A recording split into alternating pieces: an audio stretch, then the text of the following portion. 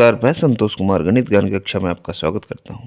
हम पढ़ रहे थे यहाँ पे एक्सरसाइज 13.5 जिसमें हमने क्वेश्चन नंबर फर्स्ट से लेकर के 6 तक सब हमने देखा था। तो यहाँ पर देखिए सारे प्रश्न जो हैं क्यूब और क्यूबाइड के जो वॉल्यूम होता है उस पर आधारित है। तो एक बार फिर देख लेते हैं। इस तरह का देखिए रेक्टेंगुलर शेप का, जब जैसे आपका ईंट हो गया, माचिस का डिबिया हो गया, ये आपका क्यूबाइड होता है। तो क्यूबाइड का यहाँ पे हम क्या निकालते हैं, तो क्यूबाइड का वॉल्यूम निकालते हैं। तो वॉल्यूम क्या होता है, इसमें देखिए जैसे हाइट होता है, यहाँ पे विड्थ होता है और लेंथ होता है। तो हमने बोला था कि बेस का एरिया और इसको हाइट से मल्टीप्लाई कर देते हैं तो वॉल्यूम हो जाता है किसी भी एक समान चीज़ों का, जो पूरा जैसे जिस तरह का बेस में है उसी तरह का हर जगह पे वो है, तो एक समान, इसको सिमिलर थिंग्स बोला जाता है ऐसे चीज़ों का। तो इसका वॉल्यूम हो जाएगा बेस का एरिया जो होगा L गुना B, और फिर इसको हम हाइट से मल्टीप्लाई कर देंगे, यानी कि एरिया जो क्यूबाइड का होता है वह length into width into height होता है। अब सेम थिंग्स क्यूब में होगा, लेकिन क्यूब में क्या होता है, एक स्पेशल क्यूबाइड होता है क्यूब, जिसका लेंथ विड्थ और हाइट तीनों बराबर होता है। जब लेंथ विड्थ और हाइट तीनों बराबर होगा तो यहाँ पे अगर तीनों को गुणा करेंगे तो वह हो जाएगा, जैसे इसका साइड की लंबाई ए फिर बोला जाएगा, फिर इसमें लेंथ विड्थ हाइट को अलग अलग नहीं बोला जाएगा, साइड ऑफ द क्यूब बोला जाएगा, और वह होगा ए इंटू ए, यानी कि क्यूब का जो वॉल्यूम होगा वो हमारे लिए होगा ए क्यूब। तो इन दो कंसेप्ट को हम ध्यान में रखेंगे, एक तो length into width into height, length into width into height, यह वॉल्यूम होता है क्यूबाइड का, और फिर साइड इंटू क्यू, ये वॉल्यूम होता है क्यूब का। तो इन दो कंसेप्ट को ध्यान में रखते हुए हम यहाँ पे क्वेश्चन नंबर 7, 8 और 9 तीनों हम यहाँ पे सॉल्व करने वाले हैं। तो देखिए हमारे साथ बने रहिए, और अगर अच्छा लगता है तो चैनल को लाइक कीजिए, सब्सक्राइब कीजिए, ताकि हमारा थोड़ा सा बढ़ जाए और अधिक लोगों तक इसका पहुंच बन जाए। तो आइए शुरू करते हैं। क्वेश्चन नंबर 7, ए गोडाउन मेजर्स 40 मीटर। देखिए गोडाउन का जो मेजरमेंट है वो 40 मीटर है, 25 मीटर है और 15 मीटर है।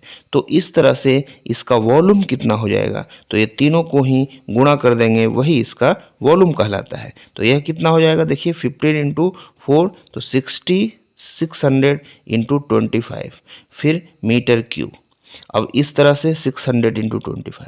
अब बोल रहा है कि एक वुडन क्रेट्स इसमें रखना है जो कि 1.5 मीटर, 1.25 मीटर और 0.5 मीटर का है। तो इस तरह से ये छोटा सा, मतलब इस तरह का ब्लॉक, वुडन ब्लॉक इसमें रखना है इस गोडाउन में।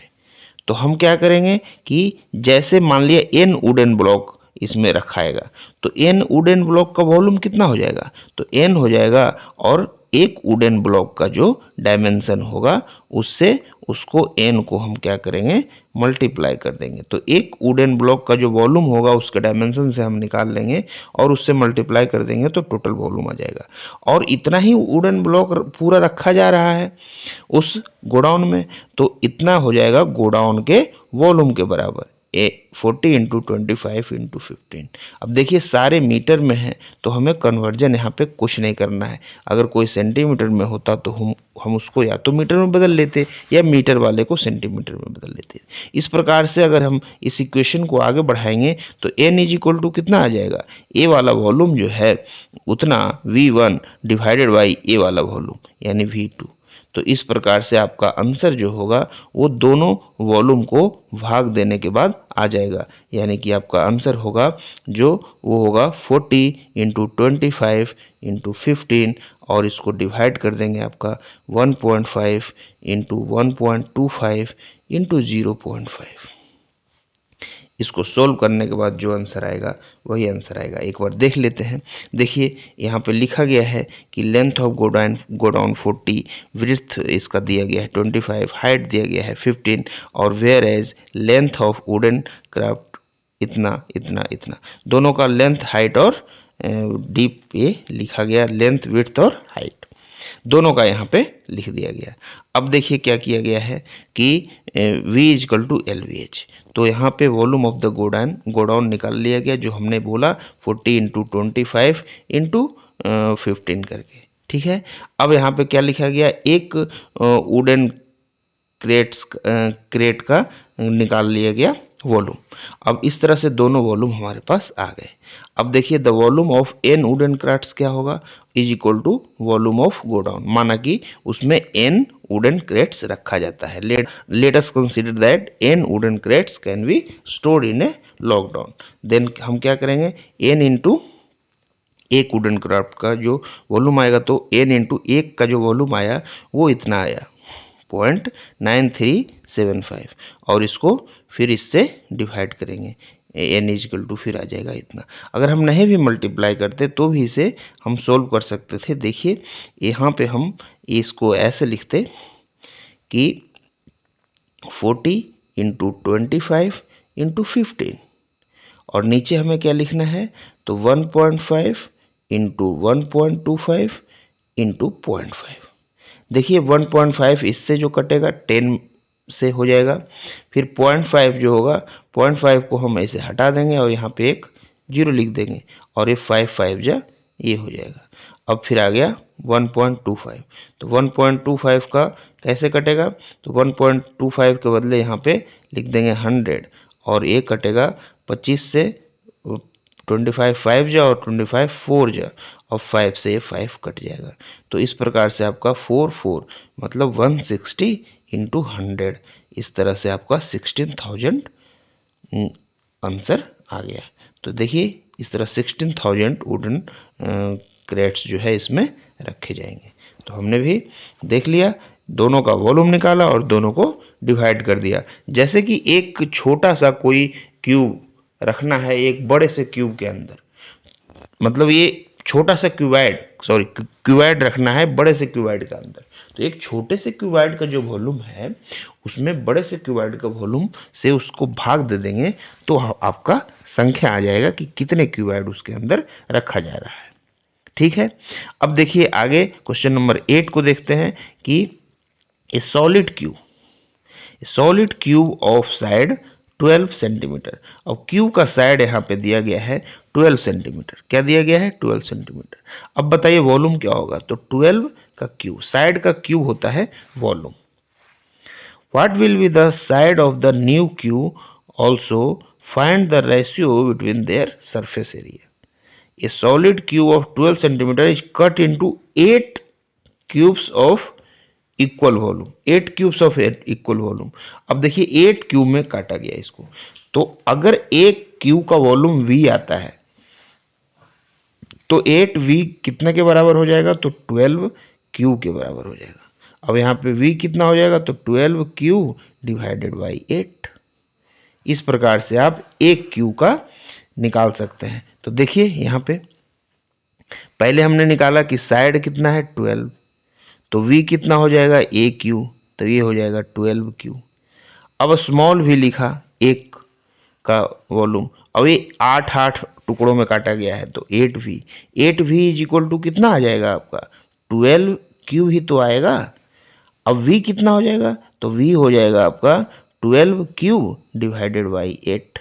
तो ये देखिए 12 क्यू डिवाइडेड बाई 2 क्यू, यानी कि कितने का क्यू है, तो 12 डिवाइडेड बाई 2 का क्यू। इसको 8 को अगर करेंगे तो 2 क्यू आ जाएगा, तो यानी कि 6 का क्यू।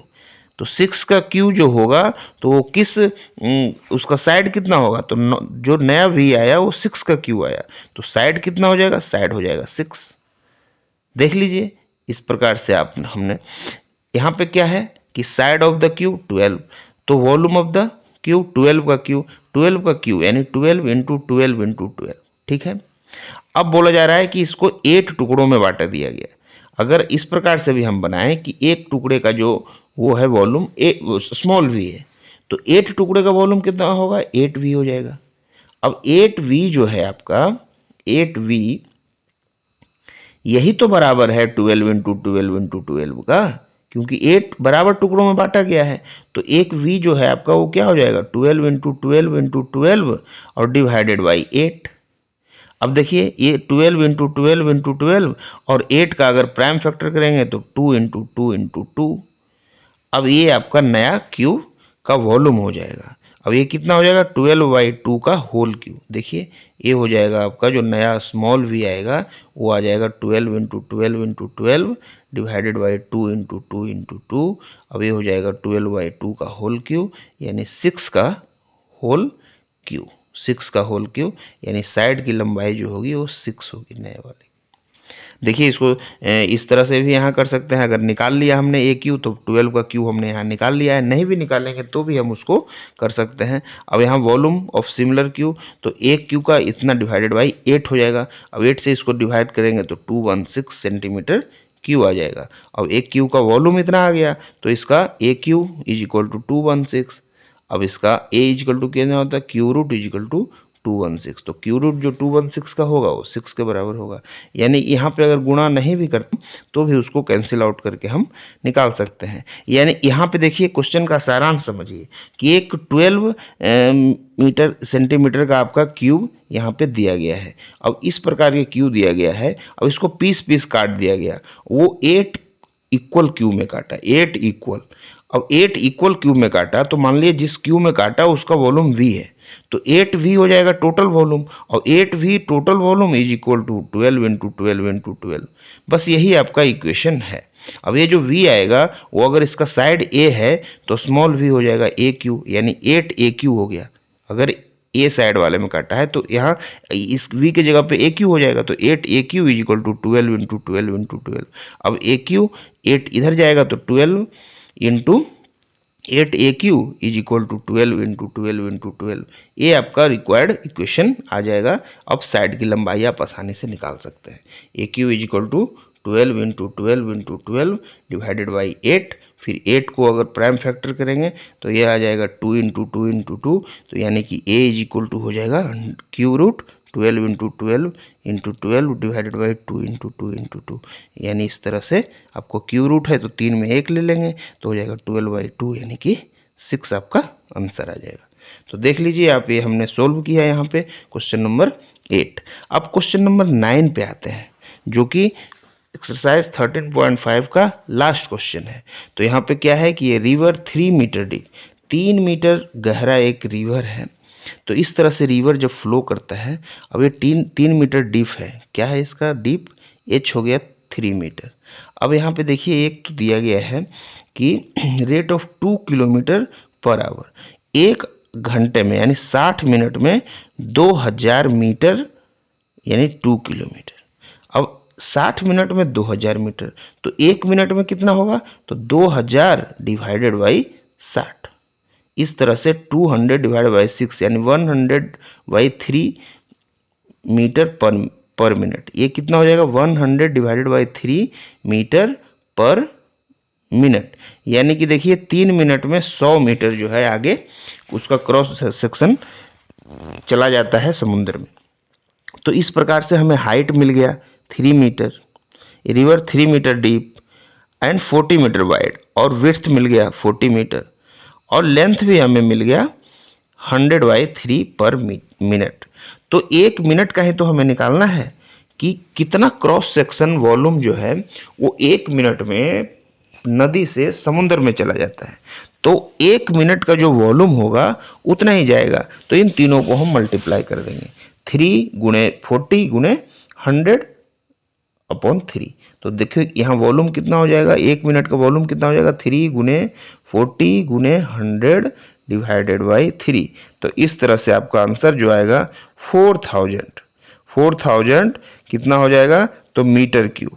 4000 मीटर क्यूब जो पानी है वॉल्यूम है वो आपका चला जाता है समुद्र में हर मिनट।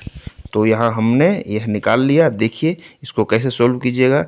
देखिए 2 किलोमीटर पर आवर यानी कि 60 मिनट में 2 किलोमीटर यानी 2000 मीटर। तो इस तरह से 1 मिनट में निकाल लिया हमने तो 2000 डिवाइडेड बाई 60 हो जाएगा। तो ये देख लीजिए आप 1 मिनट का 2000 डिवाइड बाई 60। इसको सोल्व करेंगे तो 1 शून्य से 1 शून्य कट जाएगा, 6 3 2 जा और 100 2 जा इतना, यानी 100/3 ये आ जाएगा। ये देख लीजिए आप। डेप्थ 3 मीटर और वाइड जो है 40 मीटर। अब लेंथ यहाँ से हम ले ही लिए हैं 100/3, तीनों चीज़ हमारे पास आ गया। तो इसका वॉल्यूम जो 1 मिनट में जाता है वो हो गया 100/3 × 40 × 3, 3 से 3 कैंसिल आउट हो जाएगा तो 4000 मीटर क्यूब हो जाएगा। Therefore 1 minute 4000 metre cube water fall in the सी।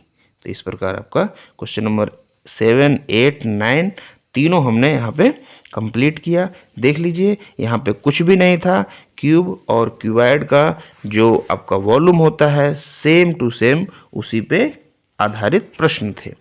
अब जो नदी भी, एक पहला प्रश्न में तो हमें क्या करना था कि एक बड़ा सा वॉल्यूम का हमारे पास गोडाउन है, उसमें छोटे वॉल्यूम का एक वुडन क्रेट्स रखना था।